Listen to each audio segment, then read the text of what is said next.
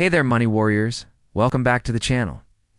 Today we are diving deep into why your bank account is more than just numbers. It's a mirror of your habits, your discipline, and your mindset. Stick around, because what I'm about to share could be the game changer your finances need. Listen up. Your money situation. It's not just about dollars and cents. It's about you, your choices, your consistency, or maybe your lack of it. If you're living paycheck to paycheck, hitting up those payday loan spots with crazy interest rates, or you're re-caught with your pants down when an emergency hits. That's not just a money problem. That's a you problem. You can't build an empire on quicksand, folks. Real wealth, the kind that lasts, isn't about getting lucky with crypto or flipping houses overnight. It's about habits. It's about showing up every day and doing the work. It's about building a rock-solid foundation that can weather any financial storm. So where do we start? With a plan. And I'm not talking about some vague idea floating around in your head. I mean a real written down plan. What are your money goals for next year? In 5 years? 10 years? Get it down on paper? What does money mean to you? How do you want to use it? Map it out, step by step. And don't stress about making it fancy. This isn't about impressing anyone. It can be on the back of a napkin for all I care. But it needs to be written down. You wouldn't build a house without blueprints, right? So don't try to build your financial future without a plan. Next up, budgeting. I know. It's not sexy, but neither is being broke. You need to know your numbers inside and out. How much is coming in? Where's it all going? Budgeting gives you control. It shows you exactly what you've got left after the bills. That's your ammunition for killing debt, building savings, and investing in your future. Don't get caught up in fancy apps or complicated spreadsheets. Pen and paper work just fine. The point is to track every single dollar, because what gets measured gets managed. When you manage your money, you control your life. Now, once you've got that plan and that budget locked in, it's time to protect yourself. You need an emergency fund. Aim for $3,000 to start. That'll cover most of life's curveballs. Car trouble, a busted water heater, a surprise medical bill. Why is this so crucial? It's because life will punch you in the face. It's not a matter of if, but when. And when it does, you need cold, hard cash. Not a payday loan that'll bleed you dry with interest. An emergency fund is your financial shield. It's what stands between you and disaster. With that safety net in place, we go after the next big threat. Bad debt. Credit cards, car loans, personal loans. If it's not putting money in your pocket, it needs to go. I hear people say, but my car loan is only 3% interest. Yeah, and that car is losing value every single day. Plus that $400 or $600 monthly payment. That's money you could be using to build real wealth. The faster you shake off those monthly payments, the quicker you unlock your income for saving and investing. You don't need to carry around financial deadweight. Kill the debt. Lighten your load. Free yourself. Once you've slayed those debt dragons, it's time to start building. Even if you can only invest 3 to 5% of your income, start now. If your job offers a 401 match, take it. It's free money, people. No match. Open up a brokerage account and start with whatever you can. This isn't about how much you're investing. It's about building the habit. It's a habit of paying your future self first. The habit of watching your money grow and work for you. You've never seen your money multiply before? Let me tell you, it's addictive. In the best way possible. You'll go from always stressing about money to watching it grow like a proud parent. And while all this is happening, while you're budgeting, investing, and saving, don't forget to give. Find a cause you care about.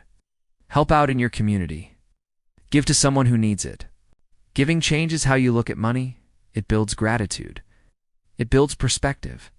It reminds you that money is a tool, not the end goal. At this point, your financial foundation is solid as a rock.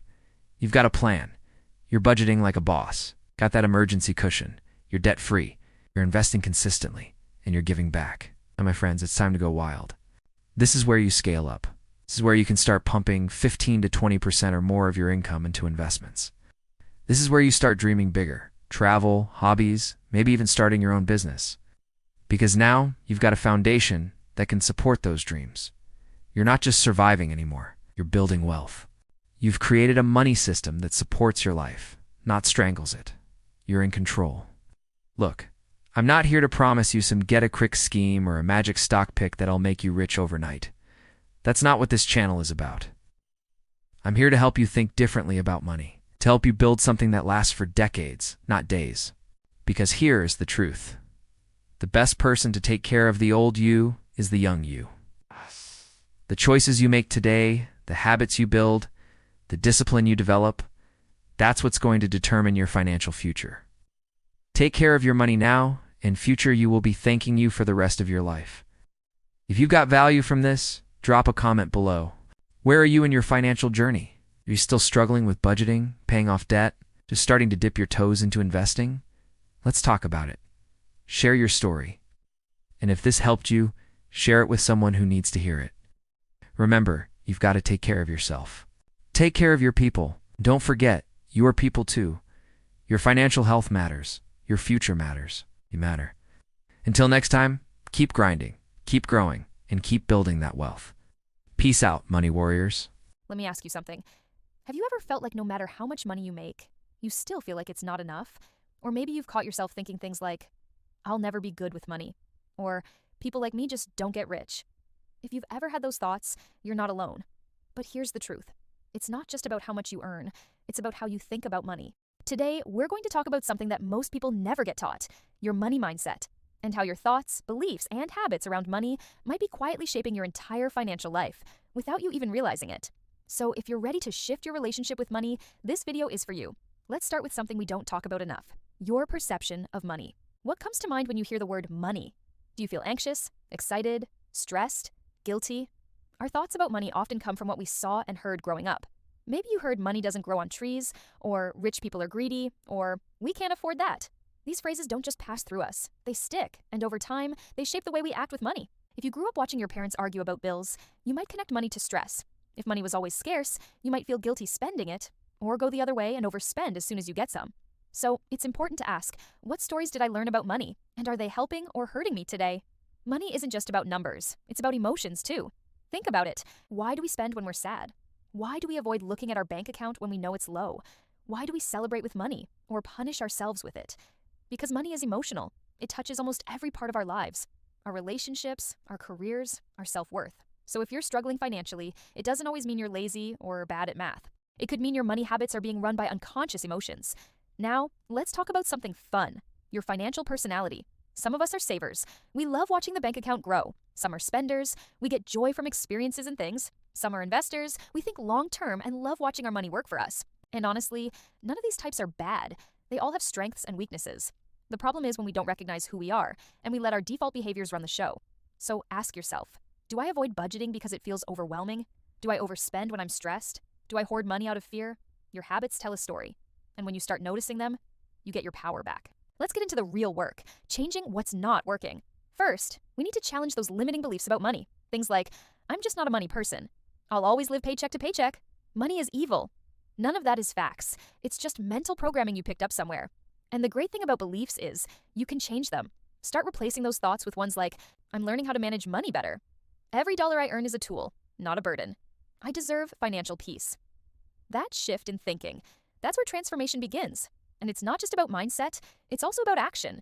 That means learning the basics, how to budget, how to save, how to invest, how to use credit wisely. That's financial literacy, and it's your ticket to long-term stability. You don't have to master it overnight, but the more you learn, the more confident you'll feel.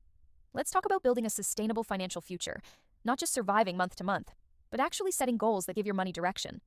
Ask yourself, what am I working toward financially? Do I want freedom, travel, a home, less stress? Once you have goals, you can build a plan. Even a simple one, like saving $100 a month or paying off one debt, gives your money purpose. You can even use apps and tools to make things easier. Set up automated savings. Use budgeting tools like Yanab or Mint. Let technology help you stay consistent even when life gets busy. Now, let us talk about something that doesn't get enough attention, having a healthy relationship with money.